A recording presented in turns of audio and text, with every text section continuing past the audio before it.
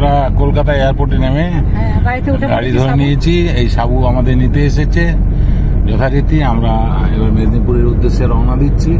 আর মেয়ে জামাই নাতি ওদের গাড়ি চলে এসেছে, ওরা ওইদিকে ডানকুনি চলে যাবে। খুব ভালো হলো সফরটা, একটু বন্ধুদের বলে দিই। আজ 1 সপ্তাহ হলো আমরা একসাথে বেরিয়েছিলাম, খুব ভালো ঘুরলাম। হ্যাঁ, গত বৃহস্পতিবার বেরিয়েছিলাম, এই বৃহস্পতিবারে আসলাম। আর খুব ভালো ঘুরলাম, আর প্রচুর ঘুরেছি, মানে পাহাড়ে ওঠা নামা, ঘোরা দেখা, খাওয়া দাওয়া, খুব মজা করেছি। এই বেরিয়েছি। হ্যাঁ, আর খুব সুন্দর জায়গা। আপনারা যদি ভুটান আসতে চান তাহলে আপনাদেরকে আপনার লিঙ্কটা পাঠিয়ে দিলাম, যে আমাদের সাথে যায় আর কি। ও আজ বলে না, ও অনেক বছর আমাদেরকে উত্তরবঙ্গ নিয়ে যাচ্ছে। উত্তরবঙ্গ বিভিন্ন জায়গায়, উত্তরবঙ্গ সব জায়গায় ও জানে, ও নিজের গাড়ি আছে। আর ও ওইভাবে আমাদের পুরো ফ্যামিলি, আমার মেয়ের ফ্যামিলি সবাইকে ঘোরাতে নিয়ে যায়। খুব ভালো ছেলে। ওর সাথে আপনারা যোগাযোগ করবেন, ফোন নাম্বার দিয়ে বলে দিয়েছে ও, রাজু বিশ্বাস। যাই হোক, খুব ভালো ছেলে। আপনারা আগের থেকে যোগাযোগ করবেন, দেখবেন হোটেলের ব্যবস্থা, খাওয়া দাওয়া সব সুন্দর করবে। আমাদের সমস্ত ব্যবস্থা ওই ঠিক করেছিল, এর আগের বারও করেছিল। ঠিক আছে, সঙ্গে থাকুন। এখন মেদিনীপুরের পথে রওনা দিচ্ছি, খুব ক্লান্ত।